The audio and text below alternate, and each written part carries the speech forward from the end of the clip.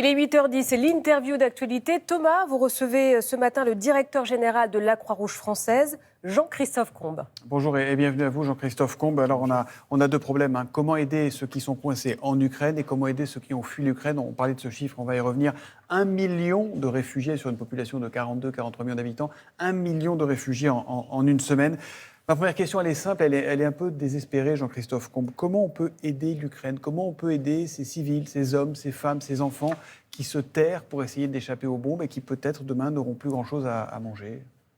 Ouais, aujourd'hui, je crois qu'on a sous nos yeux l'une des plus grandes catastrophes humanitaires en Europe pour les années qui viennent. Aujourd'hui, vous avez des acteurs sur le terrain en Ukraine, la Croix-Rouge ukrainienne, le Comité international de la Croix-Rouge. Vous êtes encore sur le terrain aujourd'hui?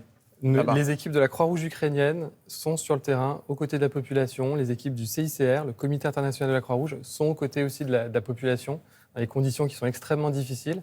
Aujourd'hui, on fait, la Croix-Rouge française, un appel à dons pour pouvoir les soutenir, pour leur permettre de continuer à exercer leur mission dans des conditions qui sont, encore une fois, extrêmement difficiles, vu que le pays est en guerre, que les routes sont coupées, que les bombardements s'acharnent sur un certain nombre de villes.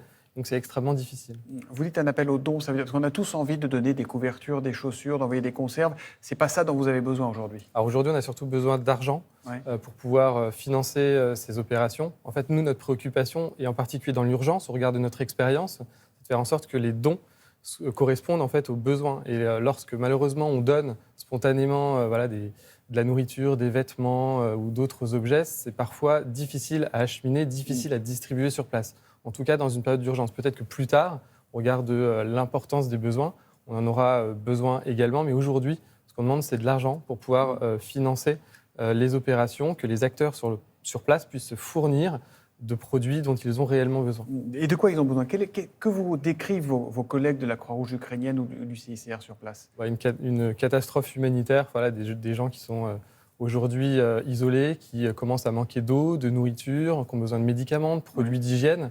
Donc c'est ces distributions-là auxquelles ils participent. Et puis on voit aussi, avec l'intensification des combats, les hôpitaux qui deviennent de plus en plus saturés. Et donc un soutien aux hôpitaux aujourd'hui est nécessaire dans le pays. Est-ce que vous avez besoin de logisticiens? Est-ce que vous avez besoin de bénévoles, de personnes pour aller réparer l'eau, pour aller remettre l'électricité? Ou ça, c'est pas le sujet encore aujourd'hui?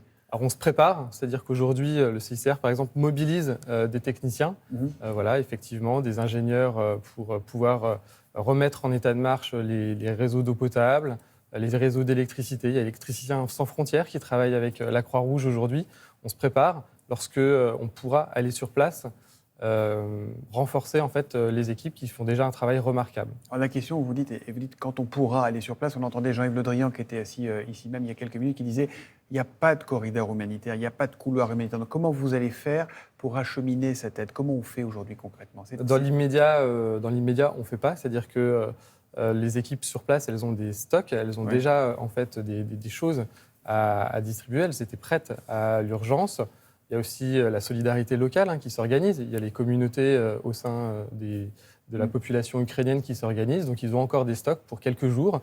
Mais le risque, c'est qu'on bascule effectivement dans une catastrophe humanitaire de grande ampleur. Alors ça, c'est ce qui se passe à l'intérieur des frontières. Je le disais en commençant cette interview, 1 million de réfugiés en une semaine, ce n'est qu'un début. Les chiffres, les mots de l'ONU sont effroyables. Nous assistons à ce qui pourrait devenir la plus grave crise de réfugiés en Europe de ce siècle. L'ONU qui estime que 12 millions de personnes auront besoin d'aide et que 4 millions et plus de 4 millions de réfugiés pourraient fuir les combats. Là encore, comment vous organisez? C'est, j'imagine, un peu moins compliqué quand même quand ça se passe dans les frontières européennes. C'est effectivement moins compliqué. Là, on a des sociétés qui sont structurées tout autour de l'Europe, en Pologne en particulier, qui accueille le plus grand nombre de réfugiés, en Hongrie, en Moldavie, dans tous les pays qui bordent l'Ukraine. Là aussi, il y a des sociétés nationales Croix-Rouge, qui sont des organisations de la société civile, en fait, qui s'organisent pour apporter du réconfort, distribuer là aussi de la nourriture, de l'eau, des premiers soins aux personnes qui arrivent, et elles sont extrêmement nombreuses, comme vous l'avez dit.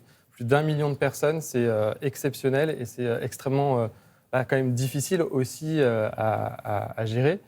Et là aussi, on a quand même des pays qui font partie pour la plupart d'entre eux de l'Union européenne, qui sont déjà organisés et qui peuvent apporter une aide à ces populations. Il y a aussi un élan de solidarité extrêmement important dans tous ces pays. On l'a vu en Roumanie, en Pologne, les gens se mobilisent pour faire ce premier accueil des personnes qui arrivent sur le sol européen. Jean-Christophe Combe, vous êtes malheureusement habitué, aguerri au drame et aux misères du monde. Est-ce que là, vous dites c'est particulièrement vertigineux ce qu'on est en train de vivre et ce à quoi vous êtes confronté, vous, sur le terrain? Mais c'est colossal. On n'a jamais connu ça, en tout cas, voilà, dans l'histoire récente, on n'a jamais connu ça. On a une catastrophe humanitaire d'une ampleur inédite. L'ensemble des pays aujourd'hui en Europe vont être concernés, puisque voilà, on accueille les réfugiés aujourd'hui aux frontières de l'Ukraine. Demain, on les accueillera en France et il faut se préparer à bien accueillir les réfugiés dans notre pays. C'est-à-dire que vous préparez aussi des structures ici pour pouvoir les aider. Comment ça va se passer? Exactement. Eh bien, nos unités locales, Croix-Rouge, sur l'ensemble du territoire français aujourd'hui se mobilisent pour pouvoir recenser les possibilités d'accueil, d'hébergement, se mobiliser aussi. Ça, vous avez besoin aussi pouvoir, de volontaires qui disent voilà, moi je peux accueillir une famille, un couple, des enfants. Alors, on aura besoin de volontaires plus tard. Là, aujourd'hui, je crois que les préfectures, les mairies recensent effectivement les possibilités d'accueil dans les familles de réfugiés. Nous, on gère plutôt des centres d'hébergement et c'est ça qu'on est en train d'accompagner et d'équiper. On aura besoin aussi de les humaniser et c'est là où feront nos bénévoles un travail important à leur côté pour les soutenir, pour les écouter, pour faire du soutien psychologique, pour leur apporter des soins, pour leur apporter tout ce dont ils auront besoin pour vivre dans notre pays le temps qu'il faudra. Alors, on vous entend, les besoins sont immenses. Je sais qu'on vous sollicite énormément, mais là, vraiment, c'est important, très important. Il y a deux moyens très simples de faire un don, même un petit don. 92 200, hein, on fait son téléphone et ça fait un don de 5 €, c'est ça? Par SMS, exactement. Par SMS, vous envoyez 92 200, il y a quelque chose à écrire? Non, même pas. Don. On écrit don, D-O-N, au 92 200. Faites-le maintenant, c'est 5 € et franchement, c'est fondamental. Et puis sur le site croixrouge.fr également, hein, vous y allez, croix-rouge.fr, et puis il y a aussi la possibilité par chèque, mais vraiment le plus simple, c'est le 92 200. Si vous avez été touché par ce que vient de vous dire Jean-Christophe Combe, si vous êtes touché par tout ce que vous entendez, n'hésitez pas, si vous le pouvez évidemment, 92 200, vous faites un don de 5 € et croix-rouge.fr. Merci à vous, merci et bravo à tous les bénévoles qui se mobilisent. Notez que France 2 organisera, et d'ailleurs tout France Télévisions, une soirée spéciale le 8 mars, ce sera la semaine prochaine, Unis pour l'Ukraine, et France TV qui s'associe à la Croix-Rouge. Ce sera ce soir-là un grand concert, 92 200, on va le répéter. Merci à vous. Merci beaucoup.